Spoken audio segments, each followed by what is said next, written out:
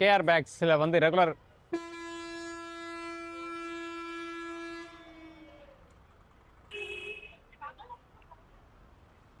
சரி பரவாயில்ல, அவருக்கு என்ன கோபமோ.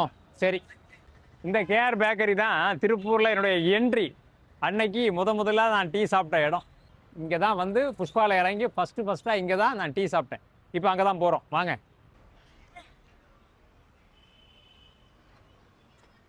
பிளாக் காஃபி வித்தவுட் சுகர், ஒரு டீ ஆஃப் சுகர், ஒரு டீ. 2 டீல ஒரு ஒரு பிளாக் காஃபி வித்தவுட் சுகர். என்ன பப்ஸ் வேணும்? எக்கா அண்ணா, ஒரு எக் பப்ஸ் கொடுங்க. கேஆர் பேக்கரியில் டீ மட்டும் இல்லைங்க, இங்கே மத்தியானம் வந்து அவங்க ஒரு கேரளா ஸ்டைலில் மீன் குழம்பு கொடுப்பாங்க. வாய்ப்பு இருந்தால் ட்ரை பண்ணி பாருங்கள். ஏன்னா மரவள்ளி கிழங்கு மீன் குழம்பு கூட மிக்ஸ் பண்ணி சாப்பிட்டு பாருங்கள், அடிப்பொலியாக இருக்கும். அதே மாதிரி இங்கே என்ன ஸ்பெஷல்னா மலபார் பிரியாணி. சிக்கன் பிரியாணி இருக்கும், ஆனால் மலபார் பிரியாணி இங்கே சூப்பராக இருக்கும்.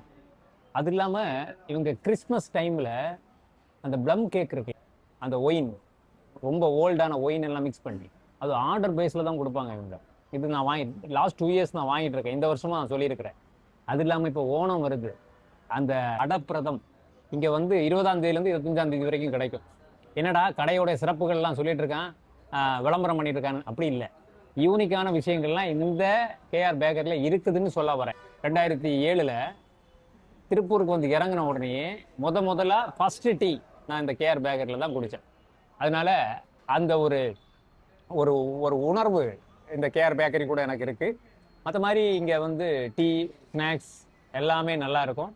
இந்த கேஆர் பேக்கரியில் எத்தனை பேர் ரெகுலர் கஸ்டமர் அப்படிங்கிறத கமெண்டில் சொல்லிட்டு போங்க. நன்றி, வணக்கம் மக்களே. நம்ம ஒரு டீ கடையில் இன்னைக்கு கேஆர் பேக்ஸ்.